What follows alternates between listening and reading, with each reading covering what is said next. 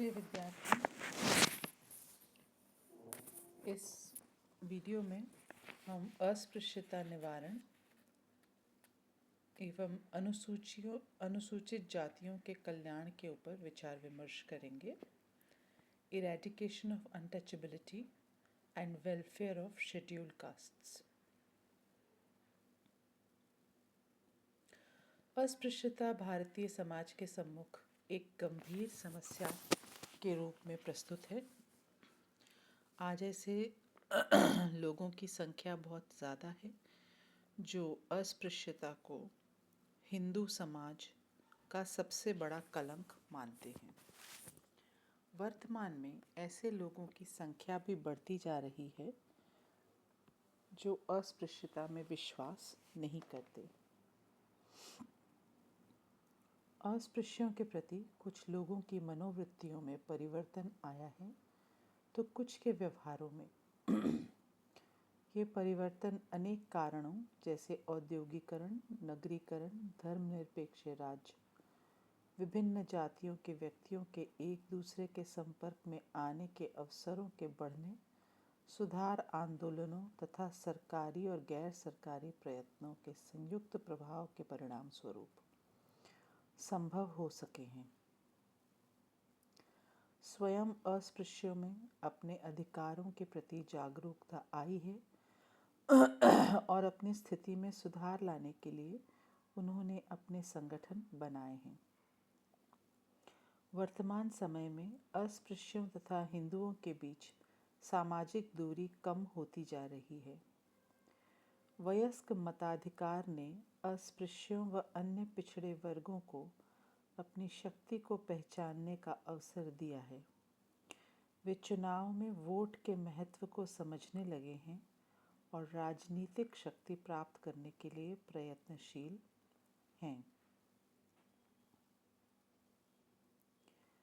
अस्पृश्यता को दूर करने एवं अनुसूचित जातियों के कल्याण की दृष्टि से अनेक स्वयंसेवी संगठन कार्य कर रहे हैं, जिनमें प्रमुख हैं Harijan Sevak Sangh Delhi, Bharatiya Red Cross Society Delhi, Ramakrishna Mission Narendrapur, Bharatiya Adim Jati Sevak Sangh नई दिल्ली, रामकृष्ण मिशन पुरी, सिलचर और पुरुलिया, भारतीय समाज उन्नति मंडल भिवंडी तथा सर्वेंट्स ऑफ सोसाइटी पुणे।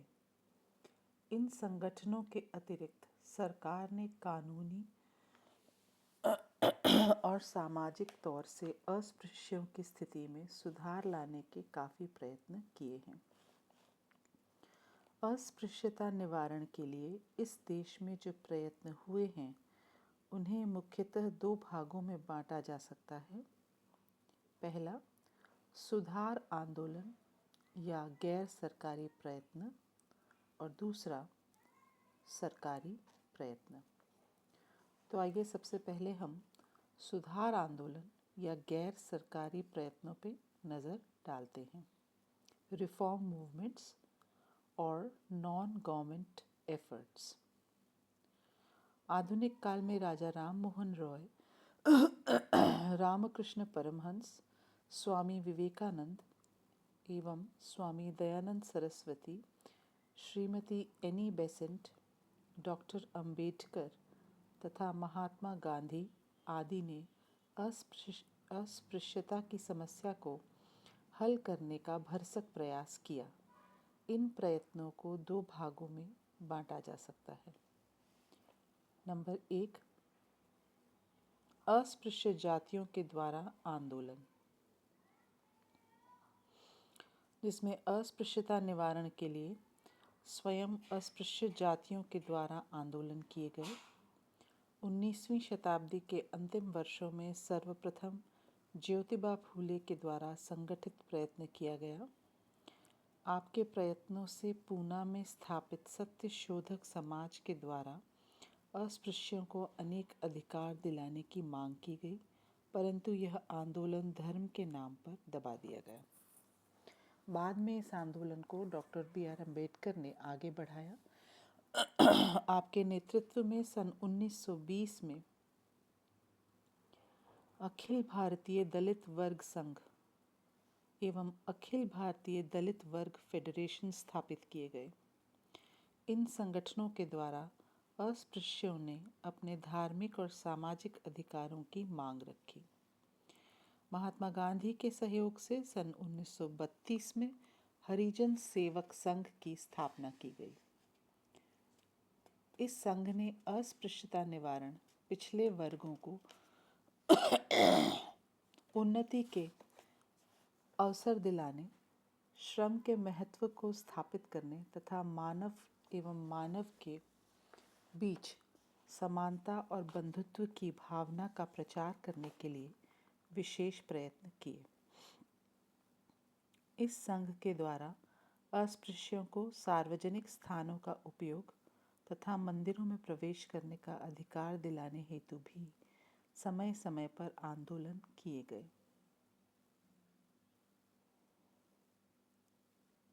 संघ के प्रयत्नों से दक्षिण भारत के अन्य मंदिरों में हरिजनों को प्रवेश करने की आज्ञा प्रदान की। अस्पृश्यों में शिक्षा के प्रसार तथा उन्हें व्यवसाय संबंधी प्रशिक्षण प्रदान करने के लिए भी हरिजन सेवक संघ ने प्रयास किया। इनकी सैकड़ों शाखाएं देश के विभिन्न भागों में फैली हुई हैं। संघ ने हरिजनों के लिए शिशु मंदिर और छात्रावास खोल रखे हैं तथा धर्मशालाओं एवं कुओं की व्यवस्था की है। यह पोस्टरों तथा छोटी छोटी पुस्तकों के वितरण द्वारा अस्पृश्यता विरोधी प्रचार भी करता है। हरिजन सेवक संघ को सरकार की ओर से आर्थिक सहायता भी प्राप्त होने लगी है और उन उच्च जातियों के विद्यार्थियों को भी ये छात्रवृत्तियां देता है जो हरिजन छात्रों के साथ उनके छात्रावासों में रहते और उनके साथ ही भोजन करते हैं। यह संघ हरिजन बस्तियों को साफ रखने, बच्चों के लिए मुफ्त दवाओं का वितरण करने तथा विभिन्न व्यवसायों में हरिजनों को कार्य दिलाने का प्रयत्न भी करने लगा है। दूसरा है सवर्ण हिंदुओं द्वारा आंदोलन। सवर्ण हिंदुओं का अस्पृश्यता विरोधी आंदोलन को चलाने में सक्रिय योगदान रहा है। ब्रह्म समाज, आर्य समाज, रामकृष्ण मिशन निम्न जातियों एवं हरिजनों की सामाजिक और आर्थिक नियोग्यताओं को समाप्त करने के लिए काफ़ी प्रयत्न किए हैं। महात्मा गांधी ने हरिजनों के उद्धार की दृष्टि से अस्पृश्यता निवारण के लिए काम करने के लिए अनेक सुधार समितियों का निर्माण किया। ईश्वर शरण आश्रम इलाहाबाद ने अछूत बालकों की शिक्षा का विशेष प्रबंध किया। इस आश्रम के द्वारा इंजीनियरिंग तथा औद्योगिक शिक्षा का प्रबंध भी किया गया। स्वतंत्र भारत में अनेक संगठन अस्पृश्यता निवारण एवं कल्याण कार्यों में लगे हुए हैं। सरकार इन संगठनों के माध्यम से अनुसूचित जातियों एवं पिछड़े वर्गों के कल्याण हेतु काफ़ी धनराशि खर्च कर रही है। इनमें से बहुत से संगठन सवर्ण हिंदुओं द्वारा चलाए जाते हैं। तो ये थे गैर सरकारी प्रयत्न, और अब हम देखते हैं सरकारी प्रयत्न या efforts made by the government. सरकार के द्वारा अस्पृश्यता की समस्या को हल करने एवं अस्पृश्य जातियों व पिछड़े वर्गों के कल्याण की दृष्टि से किए गए प्रमुख प्रयत्न इस प्रकार हैं। नंबर 1, संवैधानिक प्रावधान।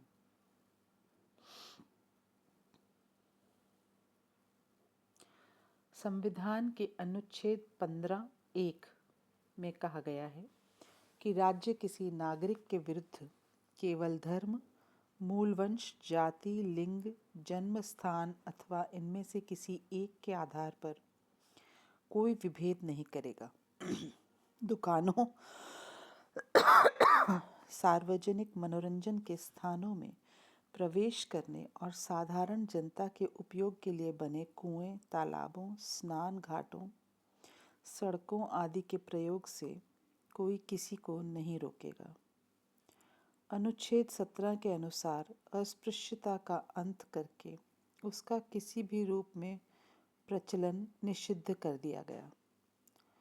अनुच्छेद 19 के आधार पर अस्पृश्यों की व्यावसायिक निर्योग्यताओं को समाप्त किया जा चुका है और उन्हें किसी भी व्यवसाय को अपनाने के लिए आज्ञा प्रदान की गई है। अनुच्छेद 25 में हिंदुओं के सार्वजनिक धार्मिक स्थानों के द्वार सभी जातियों के लिए खोल देने की व्यवस्था की गई है। अनुच्छेद 29 के अनुसार राज्य द्वारा पूर्ण अथवा आंशिक सहायता प्राप्त किसी भी शिक्षण संस्था में किसी नागरिक को धर्म, जाति, वंश अथवा भाषा के आधार पर प्रवेश करने से नहीं रोका जा सकता।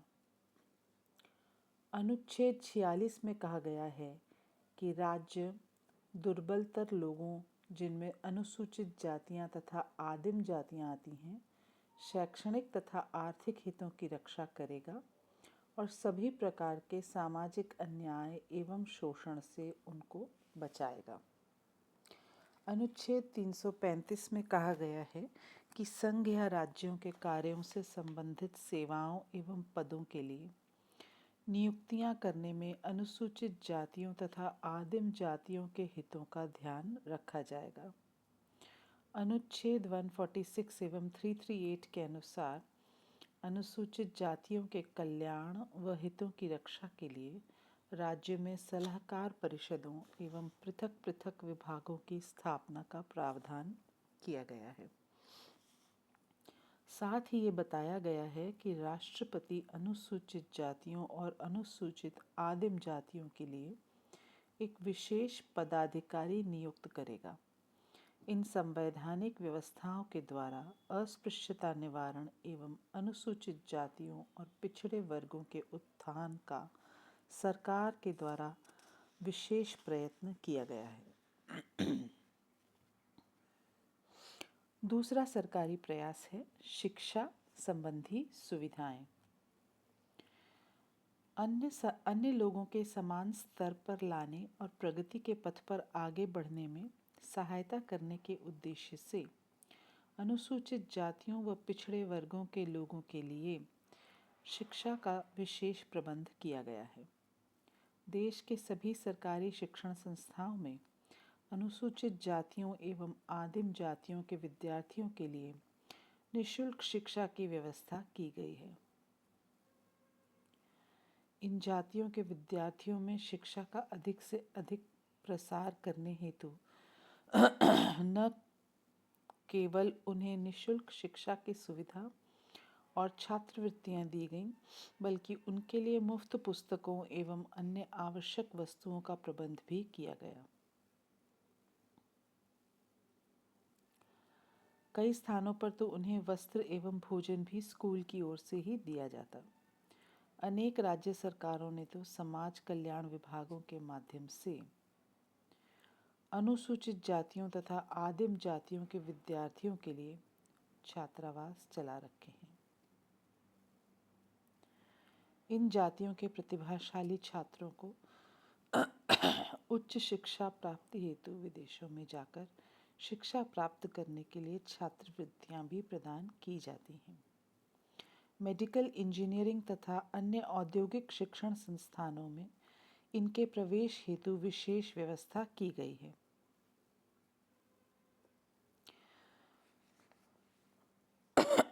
संघ लोक सेवा आयोग द्वारा आयोजित अखिल भारतीय एवं अन्य केंद्रीय सेवाओं की परीक्षा के लिए तैयारी कराने के उद्देश्य से अनुसूचित जातियों एवं आदिम जातियों के विद्यार्थियों के लिए देश के विभिन्न भागों में 132 केंद्र स्थापित किए गए हैं।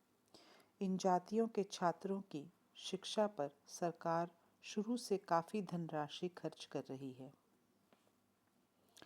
सन 2003-2004 में अनुसूचित जातियों में 5.27 लाख छात्रों ने मैट्रिक पूर्व स्तर तक तथा 38 लाख छात्रों ने मैट्रिक के बाद की छात्रवृत्ति प्राप्त की। इनकी शिक्षा पर अपार धनराशि खर्च की गई। तीसरा प्रयास है विधान मंडलों एवं पंचायतों में प्रतिनिधित्व। संविधान में अनुसूचित जातियों के लिए उनकी संख्या के अनुपात में राज्यों की विधान सभाओं तथा पंचायतों में स्थान सुरक्षित रखे गए हैं। लोकसभा के 543 स्थानों में से 79 और राज्यों की विधानसभाओं के 4072 स्थानों में से 562 स्थान अनुसूचित जातियों के लिए सुरक्षित रखे गए हैं। 13वीं लोकसभा ने इनका आरक्षण बढ़ाकर सन 2010 तक कर दिया है। पंचायती राज संस्थाओं में भी इनके लिए स्थान सुरक्षित रखे गए हैं। इन सब व्यवस्थाओं के फलस्वरूप अस्पृश्य जातियों में राजनीतिक चेतना निरंतर बढ़ती जा रही है।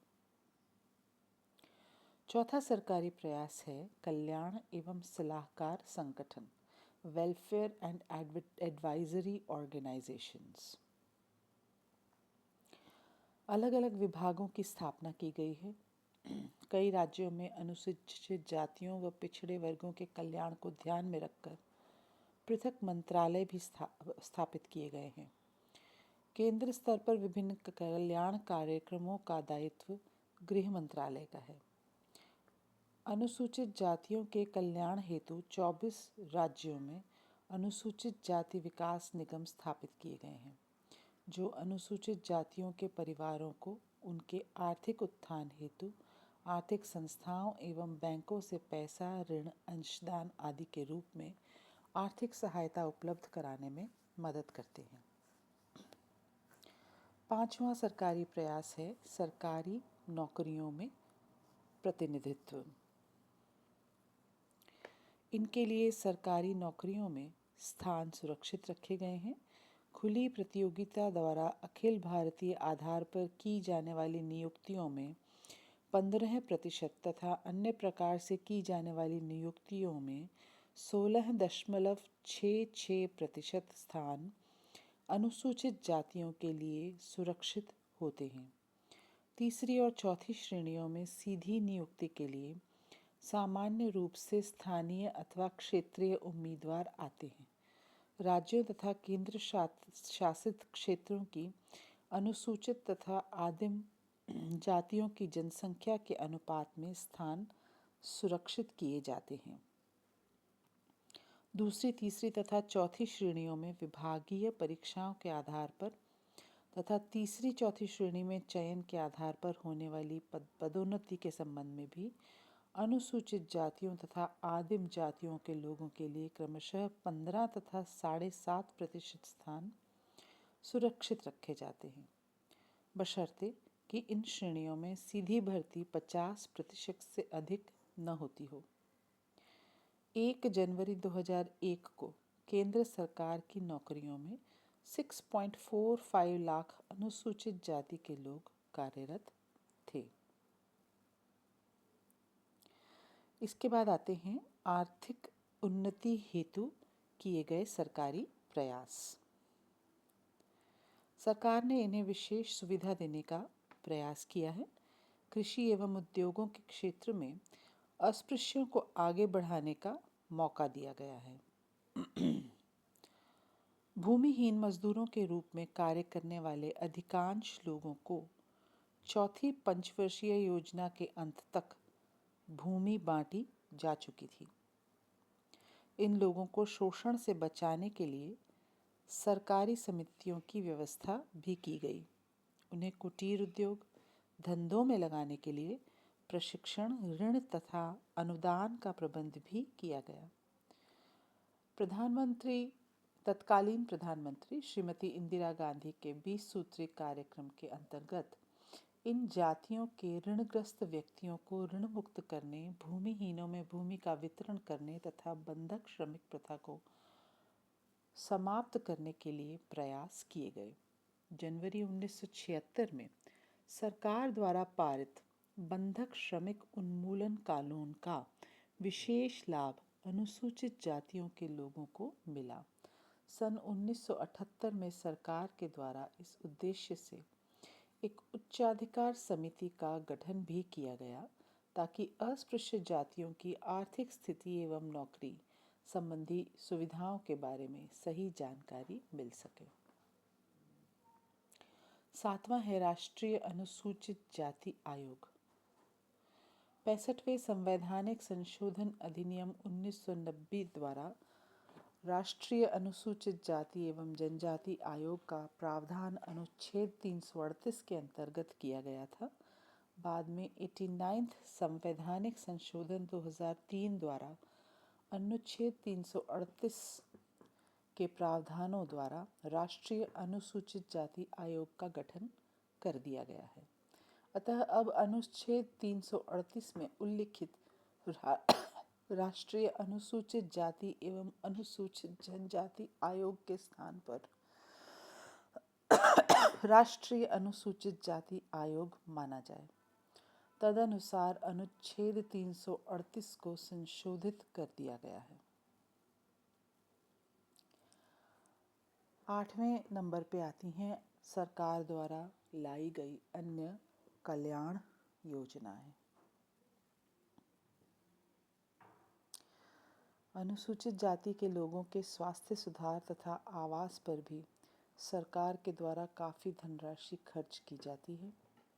इन लोगों को मकान बनाने के लिए मुफ्त या नाम मात्र के ब्याज पर ऋण के रूप में सहायता दी जाती है। इन लोगों को चिकित्सा संबंधी सुविधाएं प्रदान करने और इनके स्वास्थ्य सुधार हेतु अस्पतालों, पीने के स्वच्छ पानी, बच्चों तथा प्रसूताओं के लिए कल्याण केंद्रों और अस्पतालों तथा मोटर गाड़ियों की व्यवस्था की गई है। कई राज्यों में सुलभ शौचालय बनाने की योजना चल रही है, जिनसे हरिजनों को मैला उठाने से कार्य से मुक्ति मिलेगी और उन्हें अन्य कार्यों में लगाया जा सकेगा।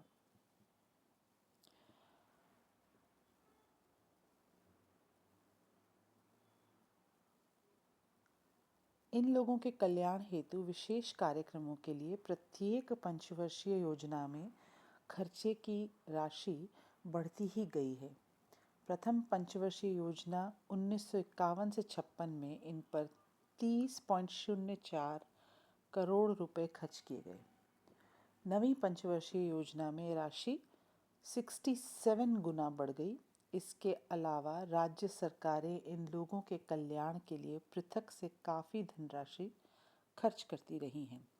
अनुसूचित जातियों के विकास एवं कल्याण हेतु विभिन्न राज्यों में अनुसूचित जाति विकास निगम बनाए गए हैं, जो अनुसूचित जातियों के परिवारों तथा वित्तीय संस्थाओं के बीच संबंध स्थापित कराने एवं उन्हें आर्थिक साधन उपलब्ध कराने में योग देंगे।